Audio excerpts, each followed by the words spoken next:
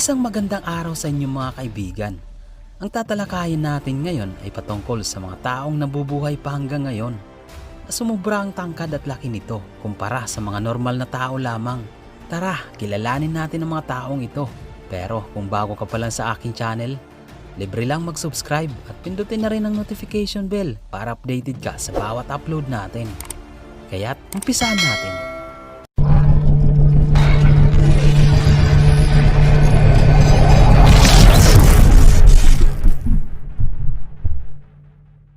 Marami sa atin ang nagkakandara pa na maging matangkad dahil maraming opportunity ang pwedeng makamit dito. Ganun pa man, sa kabila ng ilan sa atin na maging matangkad, ay may mga ilang tao din naman sa mga tatalakayin natin ngayon ay hindi gusto ang kanilang pagiging matangkad. Ang tanong, bakit kaya? Kaya't alamin natin at kilalanin ang mga taong ito. Number 11. Radwain Sharbib. Si Radwain ay isang Tunisian. Naging popular siya dahil sa kanyang tangkad na umabot ng 7 feet at 8.87 inches ayon sa sukat ng Wikipedia. Ipinanganak siya noong October 27, 1968. Nakamit ni Radwain ang parangal ng Guinness World Record bilang pinakamatangkad at pinakamalaking tao sa buong mundo na nabubuhay pa ngayon. At doon, nakilala siya ng bansang Tunisia lalo. May mga ilang TV shows ang naimbitahan siya para ipakita sa publiko ang kanyang pambihirang tangkad. Pero pagkalipas ng ilang taon, noong January 15, 2005, nalampasan ang kanyang tangkad ng isang Chinese national na walang iba kundi si Bao Zixuan. Number 10. Bao Zixuan. Isang Chinese national, si Bao ang sumungkit sa record ni Radwain Sharbib noong January 15, 2005. Nasukat ang kanyang tangkad nang magtungo ito sa Chifeng City Hospital na umabot ng 7 feet at 8.95 inches. Nalampasan ni Bao ng 2 mm si Radwain. Kaya naman, nasungkit nito ang parangal ng Guinness World Record bilang pinakamatangkad at pinakamalaking tao na nabubuhay pa ngayon. Noong hindi pa siya umiidad ng 16, nasa normal height lamang ito at hindi niya inakala na magiging ganun nga ang kanyang tangkad ngayon. Nakapagtrabaho pa ito sa People's Liberation Army sa loob ng 3 taon. Pagkatapos nun, bumalik ito sa Inner Mongolia para makasama niya ang kanyang ina. At doon, nagtrabaho siya sa Chifeng City Hospital ng ilang buwan lamang. Pagkatapos nun, diniklara siyang pinakamatangkad na tao sa buong mundo ng Guinness World Record. Noong 2006, minsan na siyang kinuha ng veterinarian para tumulong sa mga alagang dolphin nito dahil aksidenteng nakakain ang 2 dolphin ng mga plastic. Kaya't nawala ng ganang kumain ang mga ito. Ang ginawa ni Bao Zixuan ay dinukot niya mga plastik sa pamamagitan ng kanyang mahabang kamay sa mga tiyan ng dolphin. Number 9. Sun Mingming. Ipinanganak noong August 23, 1983. Isang Chinese national na may kapatid na isang babae at isang lalaki. Nang umidad ito ng 15, doon nag-umpisa ang kanyang karir bilang basketball player sa China. Dahil sa naging sikat siya, naging artista rin ito sa kanila. Siya ang tinaguriang tallest basketball player in the world noong kapanahonan niya. Ang kanyang sukat ay umaabot ng 7 feet at 9 inches ayon sa Guinness World Record. Unang sabak niya sa laro ay sa Ventura College sa taong 2005 hanggang 2006. Doon nakilala siya hanggang sa mapunta na ito sa Amerika. Marami siyang sinalihan na minor league tulad ng USBL team, ABA team at IBL team. Nakapaglaro rin siya sa Mexico at Japan. Pagkatapos nun, noong 2009, bumalik ulit ito sa China para maglaro ng Chinese Basketball Association o CBA. Ang pagiging aktor naman nito ay sumabak sa pelikulang Rush Hour 3 bilang The Giant. Sa funny soccer naman ay bilang Dragon. Maliban dito, sumabak din siya sa mga TV series tulad ng Singing All Along, Candle in the Tomb. Noong August 4, 2013, napangasawa niya si Su Yan na isang matangkad na babae.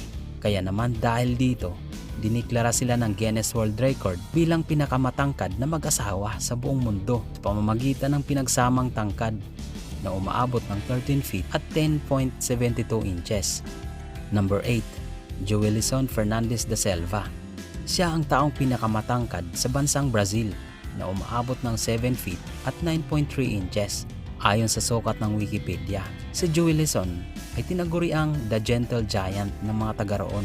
Bata pa lang siya ay nakaranas na ito ng karamdamang gigantism na kung saan mabilis ang kanyang pagtangkad para sa mga kapatid niya na normal lamang. Inakala ng kanyang ama na hihinto na ang kanyang paglaki sa edad na 17. Pero mas lalo pa itong tumangkad, kaya naman pinatingin ito sa doktor. Nagulat ang kanyang mga magulang na makitaan ito ng sakit na benign tumor.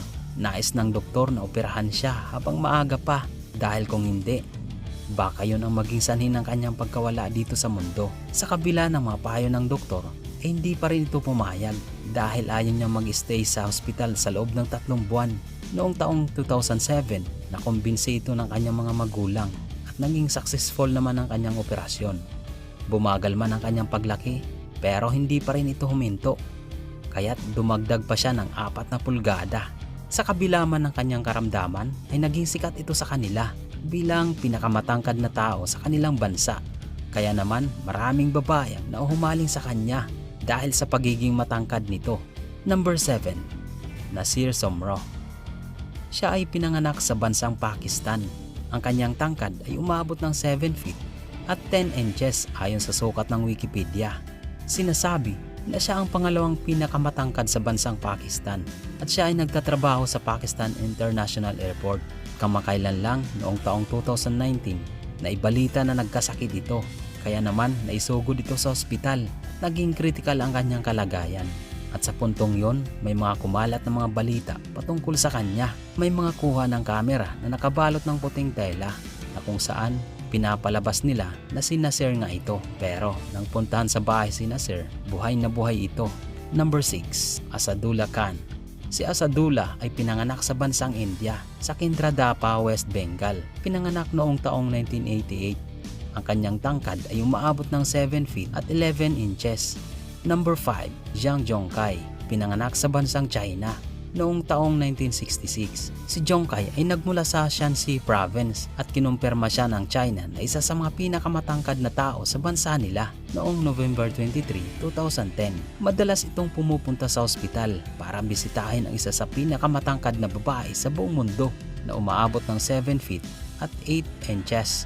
Ang pangalan nito ay si Yao Defen.